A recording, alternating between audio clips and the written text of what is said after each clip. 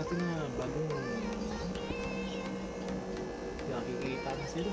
Malaki na, pero yung lalaki, yung lalaki nating gabi, sa rin. Hindi ko siguro mahuli ng crayfish to. Kanyang buntot bawas. Bawasan.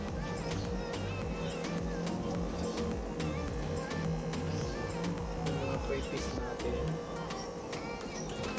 So good. Yung bukas maglilinis na. Parang kinay. Yun na yung mga gapi natin. Yung pala. Okay.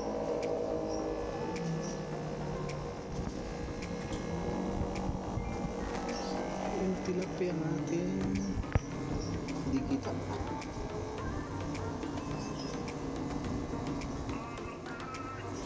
Pero nagbawas ako ng tubig dito kanina. Dapat natin ba? At pinalitan din natin. Yung mga tinanggal natin yung tubig na galing dito, ilagay natin dyan para tumaba yung duckweed. Araw-araw akong kumukuha dyan. Makain dito sa tilapia. Yung filtration natin, lagyan ko ng kangkong. Kangkong at ito yung nabili ko sa para po ng klaseng water plant yan.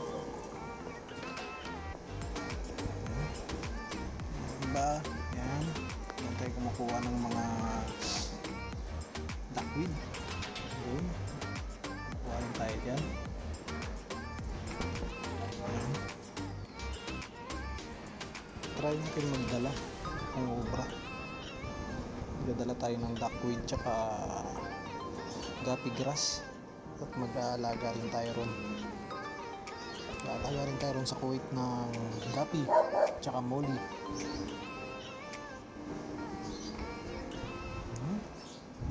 Ito yung pinaparami kong gapi grass para dalhin doon sa Kuwait.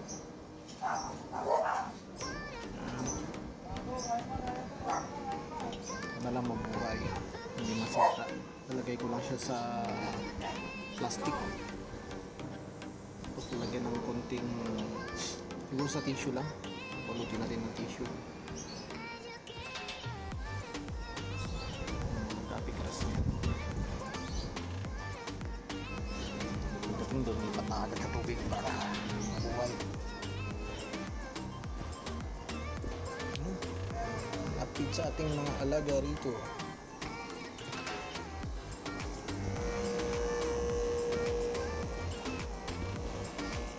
Tayo na tukumbod dumami itong mga crayfish natin pero medyo lumalaki-laki na sila. Isa yan na, siguro mga more than 3 inch na yun.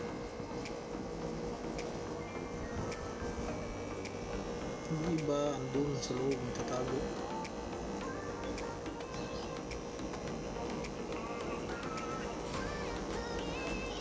Tago.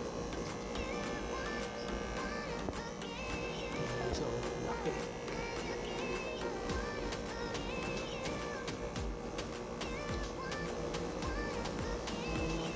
Bukas maglilinis tayo kasi tapos na maglinis ito sa tilapia water change. Ito na tayo water change bukas.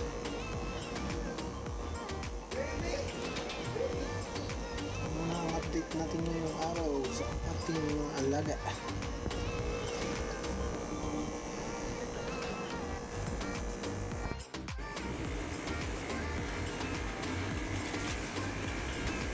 Kita yung tilapia.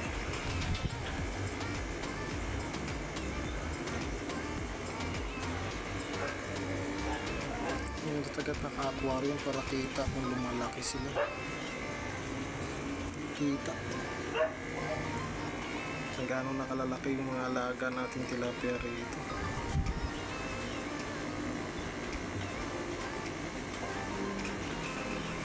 Bukas magdadagdag ulit akong tubig dito para kahit pa paano. Tama, gutom ka eh. Kain ulit tayo takoy.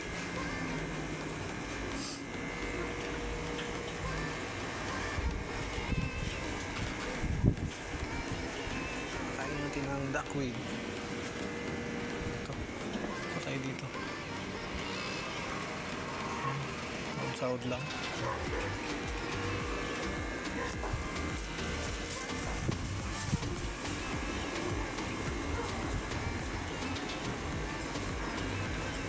Nakain ko na kanina itong mga to eh.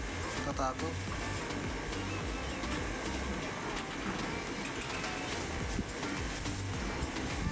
Ubus ka agad nila yung nilagay ko. Nakain ko pa ng feeds yan. Hanggang matakaw na.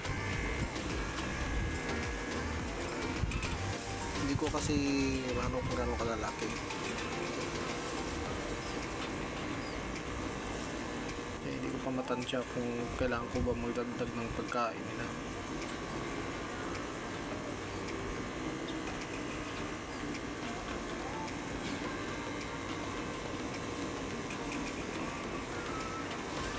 Hopefully nabuhay ang mga to. Wala naman ako nakitang nakalutang tilapia eh.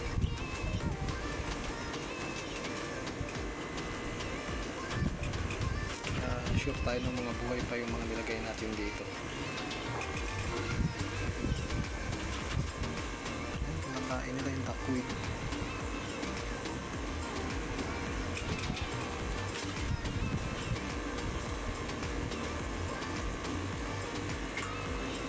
Diba? Sa kanila yan.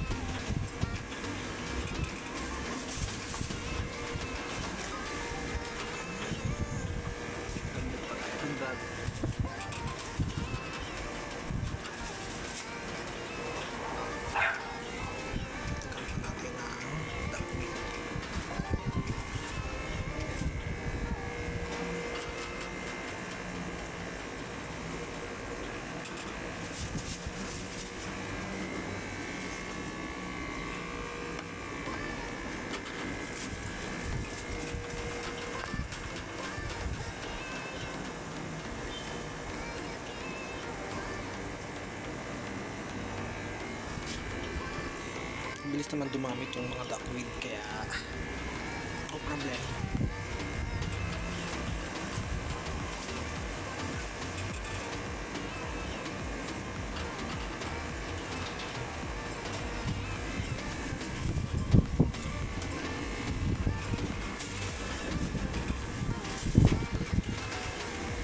Uy, malabo.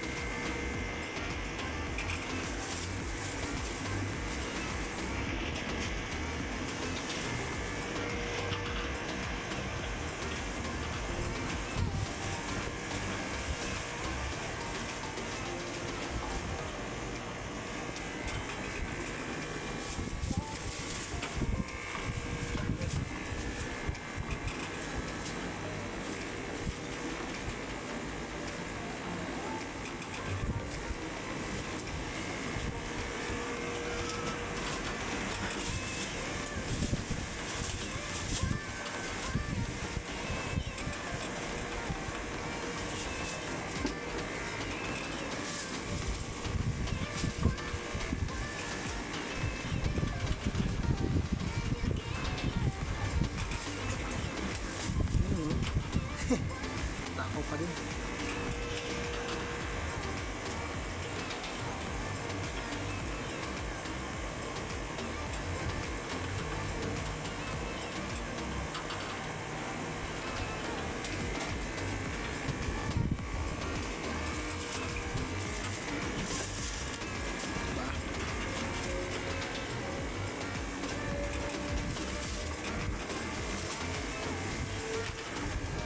Yan. Gusto nila yan mamaya. Ngayon pala guys, nag water change tayo. Yung ginagawa ko, hindi ko tinatapon yung tubig. Marumi. nilalagay ko siya sa isang lalagyan ng kagaya ng mga to. Yan, nilalagay ko sila dyan na merong mga gapi at water plants kagaya ng duckweed tsaka gapi grass. Yan ko nilalagay para hindi masayang. Pwede nyo rin pandilig mga halaman nyo just in case. Pwede nyo rin gamitin pandilig. Naglagay ako ng kangkong. Kangkong yan para hindi masayang yung tubig. At the same time, dumadami yung mga duckweed mo tsaka yung mga gapi grass mo, pwede mong ipakain sa tilapia yung duckweed. Doon din ang gapi grass, kinakain din ng tilapia, pati yung kangkong ubus din nila yan. At sa mga ibang pangalaga kagaya ito, crayfish, kinakain ng crayfish yung gapi grass, gustong gusto nila yun. Instead na itapon mo yung tubig na galing sa mangisda, huwag mo itapon. Yun ang magsisilbing pataba naman ng mga duckweed tsaka gapi grass.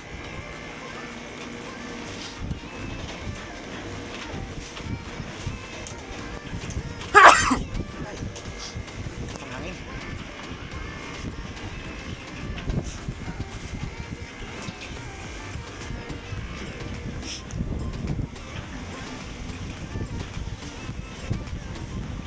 Araw lang, puno na naman ulit to. Puno naman ulit ng duckweed.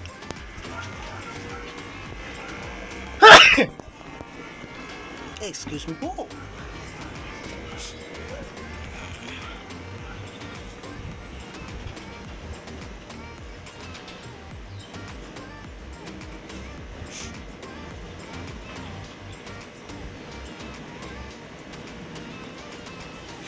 Kahapon yung kinuwanan ko, kaya dito naman tayo kukuha.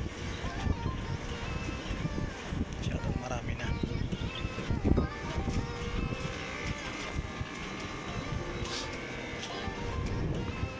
Yan mga gapi grass natin, meron din dyan ilalim. Magdadala tayo nyan sa Kuwait para makapag-alaga rin tayo ng mga gapi tsaka muli.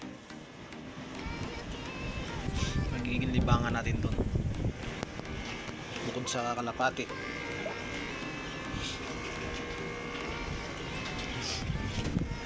Bukod sa kalapati tsaka hydroponics,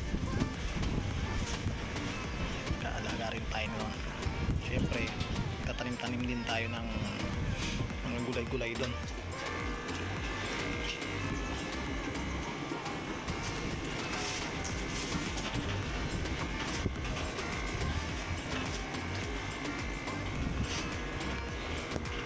Alternate lang ang ginagawa ko dyan. Kung ngayong araw dito ako kukuha, kinabukasan dito naman, sunod na araw dito, hanggang sa may isang cycle ko yan. Bago ako makabalik dito, marami na naman to. Kaya unlimited yung pakain natin sa tilapia natin ng duckweed.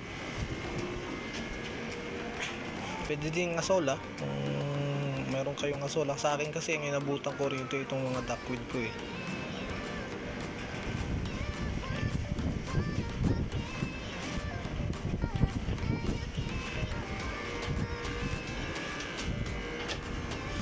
Kaya lang yan, ubus na nila yan.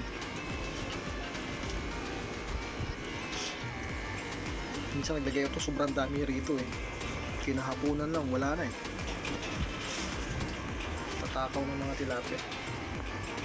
Yung duckweed na mga yan, dito galing yan sa aquarium 2 years ago. Tama, 2 years ago merong gapi din dito, tsaka duckweed yan, gapi grass, meron yan. Nilagyan ko ng graba yung ilalim, tapos nilagyan ko ng lupa, tapos graba ulit, nilagyan ng tubig. Gapi lang ang alaga ko rito. After 2 years nung dumating ako, ang natira na lang pala yung yung mga snail na maliliit. nandito nakakalat yung mga snail. Yun, dumami din yung mga snail. Yung gapi, yun ang gapi ang nawala. Kasi nga nahugot ng anak ko dun sa loob yung air pump, siguro namatay yung gapi.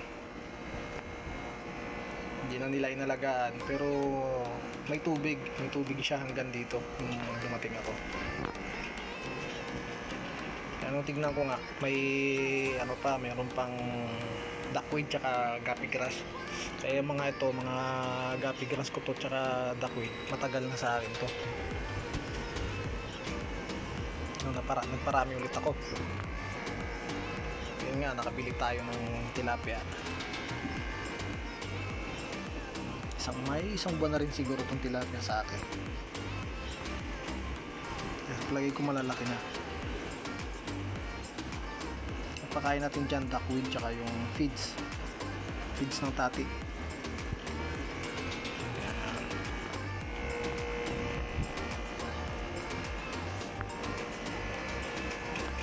Ano lang, dumami pa itong mga to, mga crayfish natin. At siguro ang gagawin natin dito para papaayos ko yung baba, kahit na bumili lang tayong trapal pan, pero that time siguro nasa Kuwait na ako, paayos na lang natin yung baba para di mag set up ng trapal pan. Meron pa akong dalawang styrofoam dun eh. Bala ko lagyan din ng gapi bago makaalis. Tignan natin kasi baka tirahin lang ng pusa eh. Open kasi yun dun. Yung dati kong pinagtatamna ng mga lettuce, may dalawang styro box din yun. Sayang naman hindi gagamitin. Nalagyan na lang natin ng gapi. At mga ito nga, duckweed tsaka guppy grass para kahit papano may pakain tayo sa mga alaga natin pag dumami itong mga crayfish natin tsaka tilapia.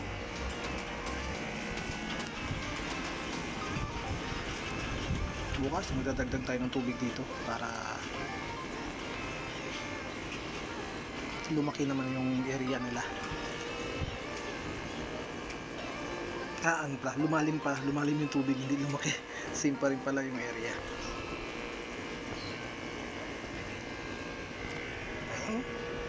So far so good yung nabili natin ito, nagamit at walang leak. Hanggang sa ngayon wala naman tayong naging leak dito.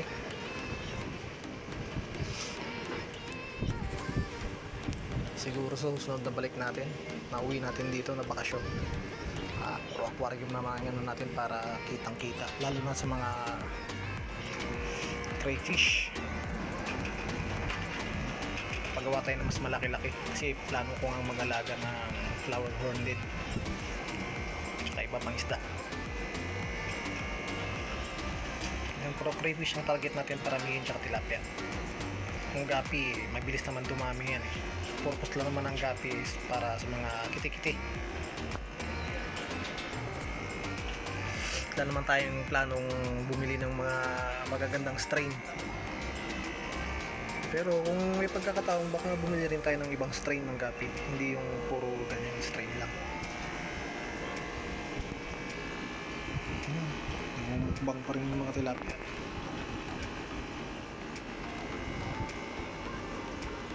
Ayun guys, yun ang update natin ngayon. At bukas luluwas naman tayo. Ingat-ingat na mga lang ang lahat. God bless us all.